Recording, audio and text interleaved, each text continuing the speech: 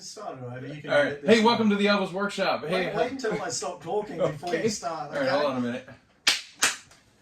Welcome to the Elvis Workshop. Hey, okay, we've got some super cool stuff to talk about. But before I get started, I want to kind of show you something that I think is really cool that I want you to get on board with.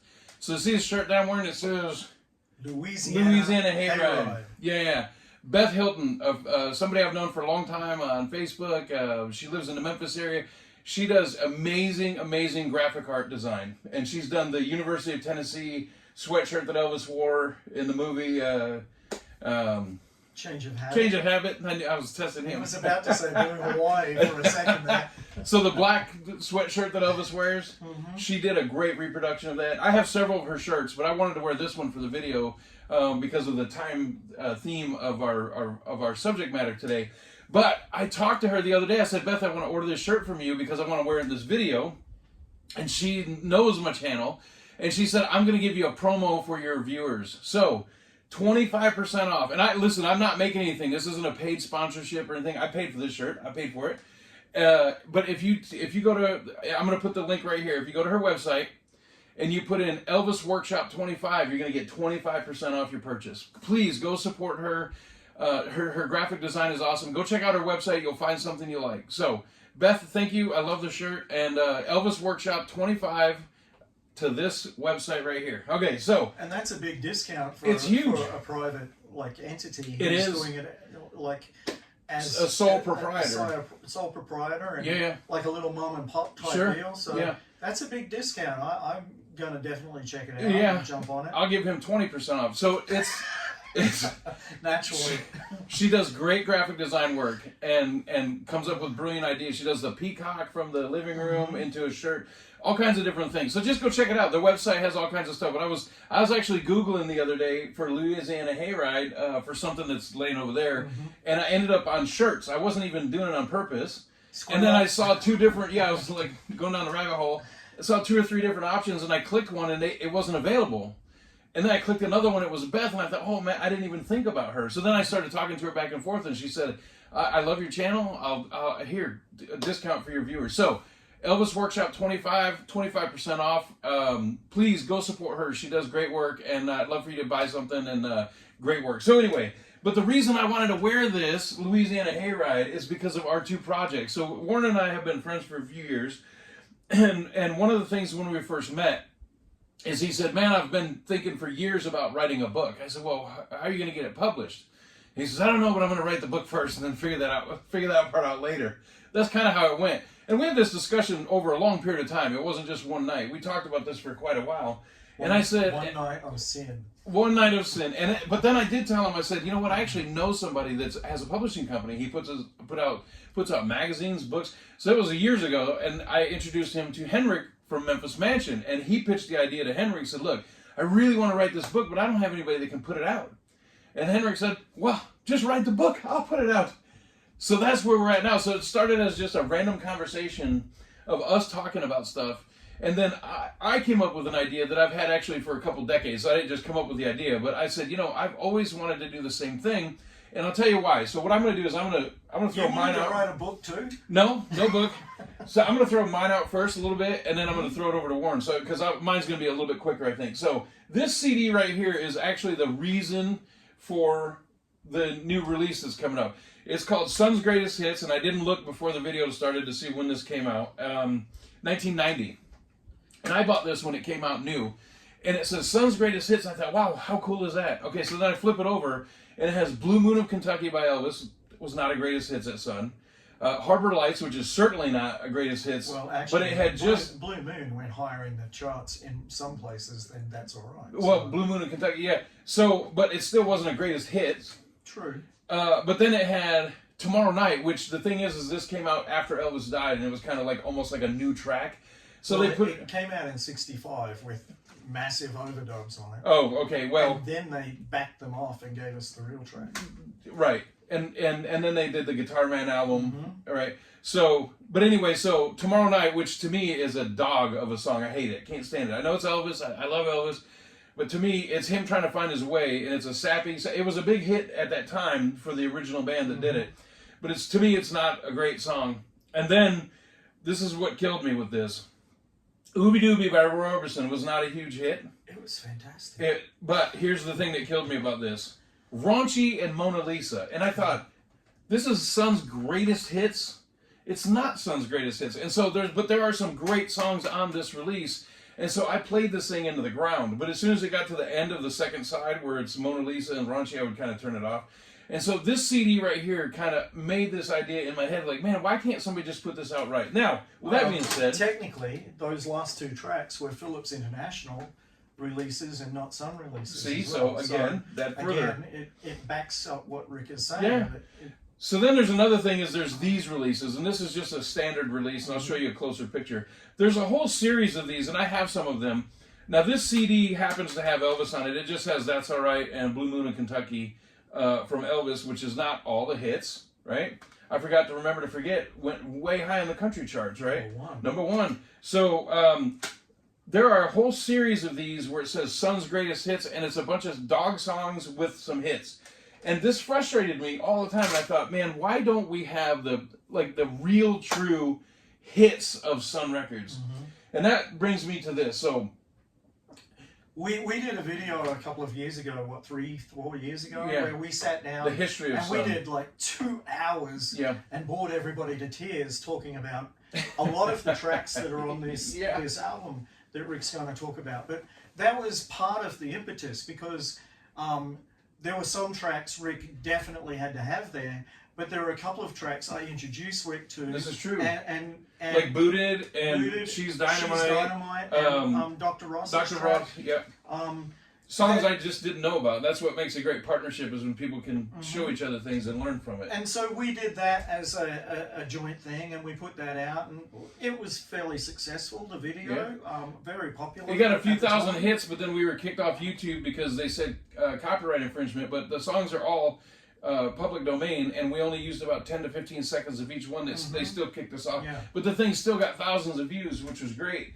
So him talking about the book and me having the idea from being frustrated with this CD right here, I talked to Henrik one day, and he loves his Elvis releases, which that's his business. And I said, man, I've got a release that it's been a dream in my head since 1990 of putting out a proper release with the songs that actually mattered from Sun, not Mona Lisa or Raunchy. An instrumental that nobody cares about. No offense, but nobody cares about Raunchy. At the time they did, but not so much. And Henrik said, we'll put it together and we'll see what we can do. So I pitched it to him, and he said, let's do it. So now, this isn't it. This is our cheat sheet. This is we printed this out and laminated it just for the video. But this is the artwork here. I'll show you some nice close-up shots of it here. But so this is the idea that I had, was to put out the songs that were pillars that held up rock and roll to get it started, and then all the smash rock and roll hits. Now, we're not going to go in this video track by track because it'll just take too long and it'll bore you to tears. But I'll show you the picture of it. You can freeze this and see the track listing. You can also look on my Facebook. I've put a deep dive of the liner notes on there, so you can see there. So look on my Facebook. But I wanted to tell you just a little bit about this, the artwork. So I love Chris Isaak, and Chris Isaak did this CD called Beyond the Sun. And if you see here, I'll show you a closer shot. If you notice the artwork, I thought, well, that's really cool. And I didn't rip them off, but I just love the idea. I love the black banner at the top with the name of the album. And then a picture of the studio. Now, I didn't take the picture he used, that idea, but I took a vintage photo of the studio before it said Sun on it, which is the tourist thing now, and how it looked back then when the artist would have gone in. So what this is from 1951 to 1960, and it's the most important tracks that started the rock and roll revolution and then kicked the door in and blew it up. So me and Warren and I, sitting around talking about these different ideas. We were just sitting around talking about different ideas, and I said, man, I would love, this idea. And he said, man, I got a book. And so we talked to Henrik, who's awesome. I love him to death. And he has sponsored both of these. And you know what's great about it is the release. We're both doing a release date the same day. Yes. My records are printed. This is not it. This is off the printer. So. Yes. Mine are pressed. They are printed. They're in Denmark waiting for me. And his book came when? Monday. Yesterday. Wait. No, they arrived. They printed on Monday, but they arrived at Memphis Mansion yesterday. So we are both flying next week to Denmark. and I'm going to have a record release party and a signing, get my copies and bring them back here to sell them, and there'll be some available over there. And him too, he's going to have his book in his hand. So I'm going to hand it off to you now. So I don't want to go too much. It's a gatefold. I'll show you a picture of this. I printed this out just as a cheat sheet note, but we've got the front, the back, all that stuff. This is mine. So I just cannot wait to hold my own album in my own hands. I never thought I would ever produce something like this, to where it's my idea of the track listing, the artwork, everything about it is my idea. And then it gets put out, and then I'm going to have one physically in my hand. So I'm super excited about that. So now I'm going to toss the ball over that way. It was all his idea except for the parts that weren't. Well, some of the track listing he helped me out with. Yeah, that's absolutely true. That's fine. I'm super proud to have Rick as my buddy, and that he has gotten this out because, as he said, we've spoken about these two projects almost since we've known each other. And it's been close to 5 years or a little over 5 years now. And this album is fantastic. I'm just going to talk a little bit about it. It's 26 tracks, 2 albums. That's what he's talking about with the gatefold. Some of you don't understand that. It's a double album. You open it up, and that is what's inside. And you'll see a closer picture of that later. But it's fantastic. There's a good write-up on everything.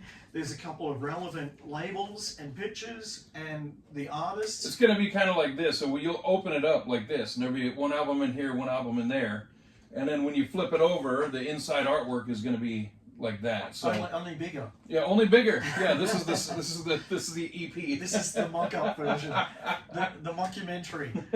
But yeah, I highly encourage everybody to get this album. I'm not sure how many pressings there are, but it's usually Henrik does a. There's 300. Okay, so 300. And I think there's 300 black vinyl and 100 translucent yellow. Okay. So 400 run, and yeah. Yeah, so it's not going to be available for very long. It'll sell out. Check with Memphis Mansion. Rick, as he said, is MemphisMansion.dk. I'll put it right here. Rick is going to bring some copies back, but check with Memphis Mansion. If you're in the UK or in Germany or somewhere, there is a chance that this will be available at other dealers. So check that out. Definitely reach out to them because, as you know, everybody knows, shipping is the killer at the moment. For instance, my book is shipping for almost the cost of my book, which is just crazy. But it's insured and it's guaranteed to get there. That's the big selling point on the shipping. With regard to my book, like Rick said, it had been a dream of mine forever. It started out, it's basically a guide to the singles, the releases, the 5 Sun Singles. The 5 Sun Singles as 45s and 78s. It's not perfect, but it's as close as I could get with. If I kept working on it, I could work on it for 10 more years. But it got to the point I had to say, enough. I have to put it out there. And it's a starting point. Maybe I'll expand on it further in the future, or maybe somebody else will pick up the ball and run with it. I've done a lot of the hard work getting these labels. And basically what happened is, like with Rick's album, only 300 were pressed. Sam Phillips in the early days. There's in here too, by the way, some labels if you want to hold some up. No, it's all right. Okay. I'll cut that out in post production. No, he won't. He's lying. Basically, what happened was, in the very early days, Sam got overexcited and he printed 300 or 400 of this one album, or 78, that just about all of them got returned. And so he lost a lot of money on that particular record. So as time went on and he had further releases, he would only press as many as he had orders for at the time, and then he would reorder.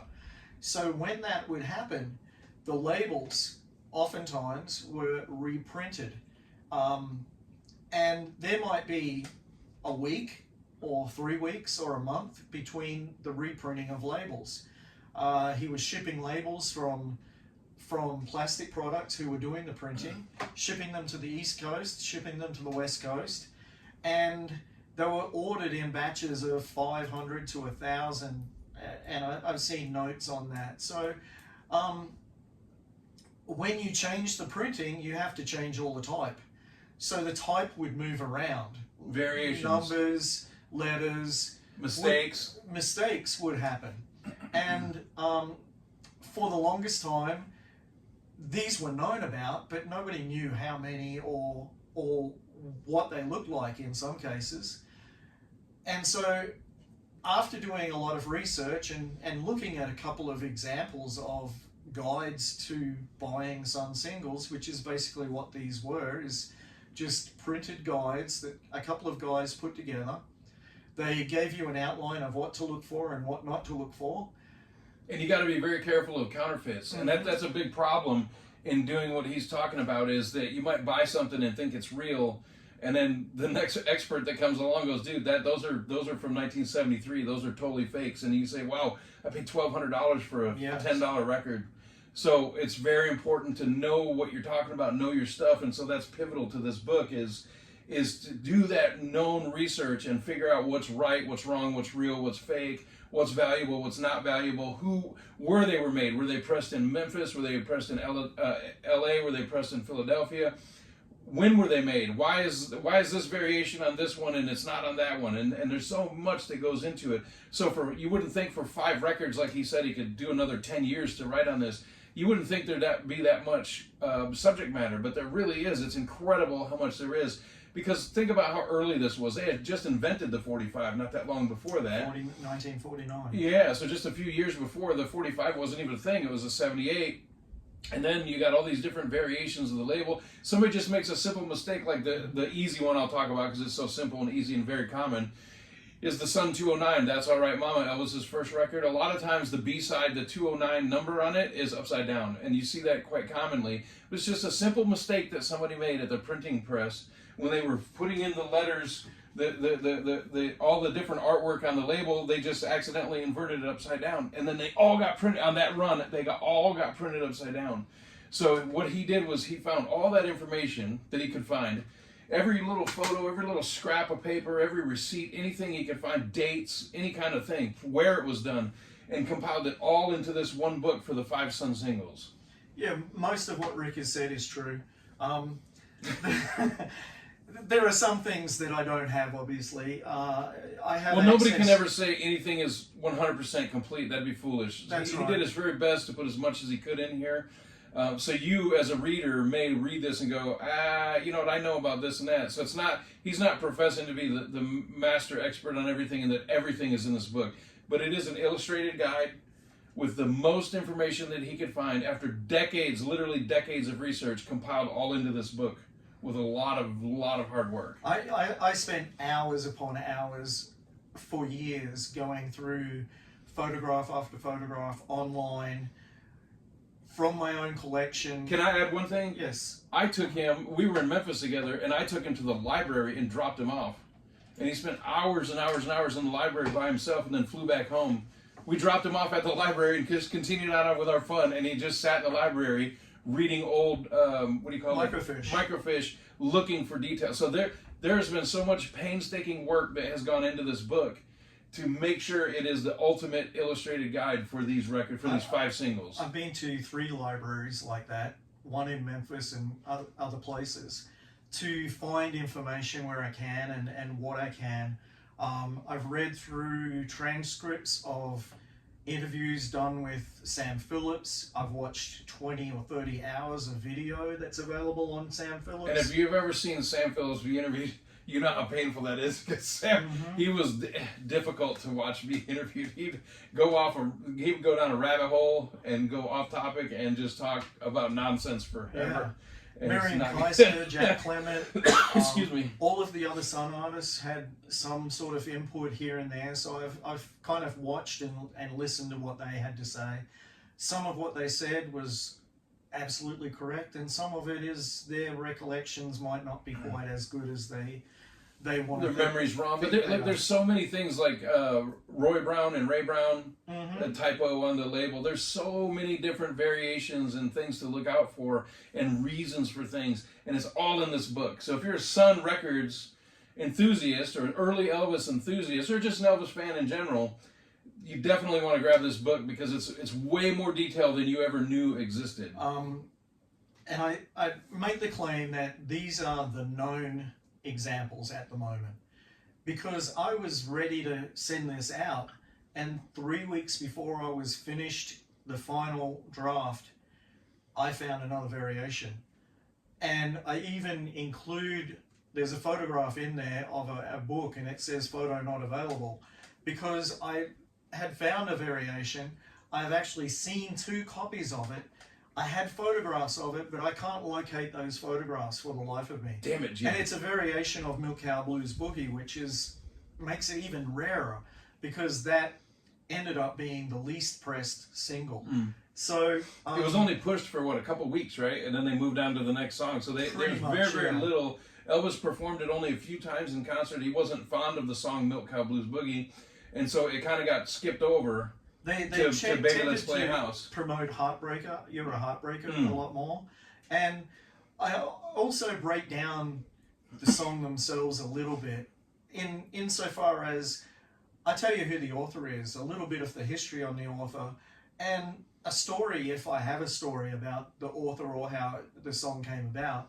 I break down things like on the label you'll see High-Low Music. Well, that was Sam Phillips Publishing Company. But unless you do this research or have read some of the books about Sam or Sun Records, you wouldn't know. So it's a mystery. And when I first started, I wanted to know all of that minutiae that is there. And you'll see some of the photos and the letter moves 3 millimeters to the left. So in my mind, or the thickness of the font, it's really so simple as literally the thickness of the font, or the change of the font. Yeah, and then the bootlegs are, instead of a black print, it's kind of a brown print. So there's all kinds of things. Actually, it's the other way. The other way around. Okay, I knew it was different, but so the brown and the black. Excuse me. There's so many things to look for, and he's done all the heavy lifting for you, so you can just read the book. So what I want to say is, let's take a look at inside the book a little bit. Well, Rick will hold this up a little bit. I'll just put a nice shot of it here in the video. See, this is 2 pages facing each other. So on this side, I'm talking about something to do with the labels, how they were stamped. This one has Hillbilly written across it, and it is Doug Poindexter and the Starlight Wranglers.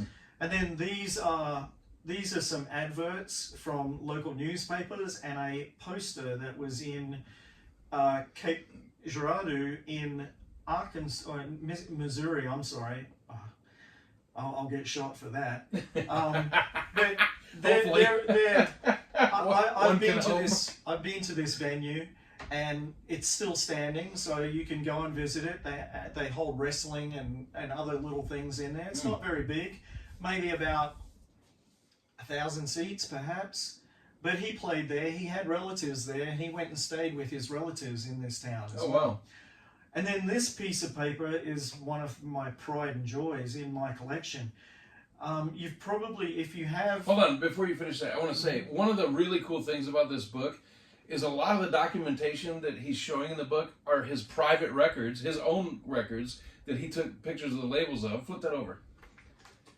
And the document that I interrupted him on that he's going to talk about in a minute, he actually owns the document. So when you're flipping through the book and you're looking at the stuff, it's his own documentation that while he's doing his research, he's actually buying these documents and acquiring them one way or the other in a trade or whatever. So I'm going to let him finish, but I just think that's really cool that while you're flipping through this book, and this is not to try to steal the thunder at all, but mine, like my gatefold here in the middle, these are all my personal records. These are all my personal collected that I bought over the years doing my own research, and that's only one page. His is much more involved.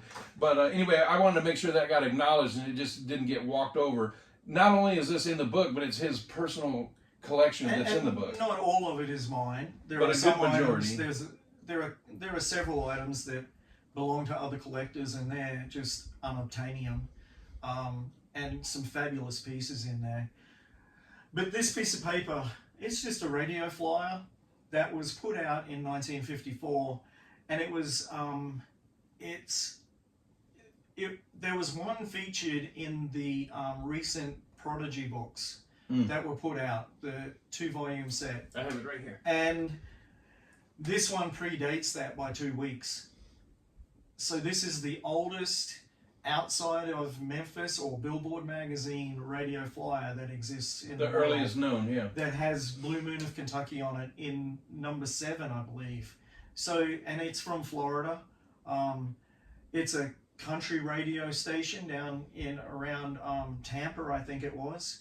And it was also affiliated to a couple of other stations. This DJ pops up on other flyers in Arkansas and a few other places at around the same time. So he was being networked to other stations. So it's a really cool piece. That's I'm a really very cool early piece. Yeah. Happy to have that.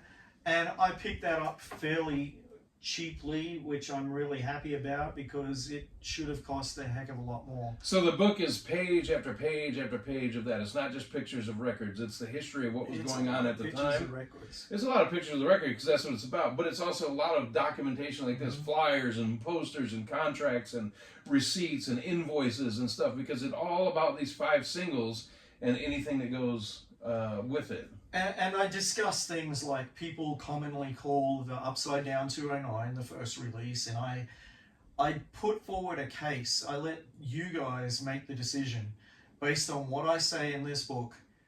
Is that really the first, or is it what I say in the book? And I do the same sort of thing. I try to paint the same sort of picture for why Mystery Train doesn't have the push marks. And I may have to write something else to help with that, but you know, you might get it if you follow what I've said. There was a big change with the company that made the stampers towards the end of 1954. So the first 4 Sun singles have the push mark, 3 push marks per side on the album, and Mystery Train, the last one, has none. That's what he's talking about. For those that are not aware, that it's what he's talking about. Okay, so we don't want to go on too long because people lose their interest, but what we wanted to do is talk about these 2 products coming out. He's got his book. I've got my double album. They're both coming out October 3rd, next week. We are going to be in Denmark for a release party for both. We'll be doing a signing and a release party in Denmark at Memphis Mansion. Both are available at memphismansion.dk. I'll put the link right here for you. And if you're stateside, reach out to him on his Facebook or me. You can reach out here on my YouTube channel. You can reach us somehow. Just figure it out. You can reach me on his YouTube channel. That's as well. true too. Yeah, if you're interested, just put a comment here, and we can exchange information and get you hooked up. But 706 Union Avenue from 1951 to 1960, the most important music that was released from the Memphis Recording Service, all in one release. Remastered in stereo sound. This thing sounds great. I've listened to it multiple times. I have the master tracks. I've listened to them. Sounds brilliant. It literally sounds like you're sitting on a stool in the room when the music's being recorded. These songs have never sounded better. It's not just cobbled together. It was stuff that was ripped off of a CD and put together. That's not it at all. A lot of really hard work went into this. These songs have never sounded better. And then you have the illustrated guide of the 5 Sun Singles of Elvis, both coming out the same day, October 3rd. Memphis Mansion, Randers, Denmark, and then we will both be back in the United States, and we'll have copies here for you. Also, my book is going into Sun Studios, which I'm very proud of, and we're going to try and get Rick's record in there as well. That's the plan. And we just haven't tried yet. We haven't been told no. We just haven't tried yet. We haven't tried yet, but that's the plan with my book. So it will be available in the States at least at Sun Studios through me, or possibly at other dealers. I'm not sure yet. Memphis Mansion has a network of dealers that they sell to and have already sent product to or are sending product to. And so maybe one of your local distributors will have the book and the record, perhaps. It just depends on how far he wants to go with the record. They're printed. They're out. They're here. We just have to get our hands on them, then we can get them to you. So reach out to us. And listen, thanks for watching. We're just fans like you are, but we're passionate about our fandom. And we both just sat around talking about this, and then we actually made it happen. And we're both so very, very proud of our own releases and each other's releases. And I never thought in my life I would ever have an official release of any kind of anything. And here it is. It's amazing that it's going to be in my hand in a week. So I can't wait. I cannot wait. So it's been fantastic. So if you want one, reach out to us and we'll get you hooked up, right? That's right. And that's all we've got to say. That's it. We ran out of shit. If you don't like this video, still buy our stuff. And don't forget that 25% discount. Oh, yeah. Memphis. For those items. Yeah. Memphis Flash, Elvis Workshop 25. I'll put the link again right here. Yes, please go get yourself a cool t-shirt, man. It's her stuff, and it's good quality, too. It's not just cheap stuff. It's awesome. It's awesome. So I hope you like this video, and if not, you ain't nothing but a hound dog. We'll see you next time.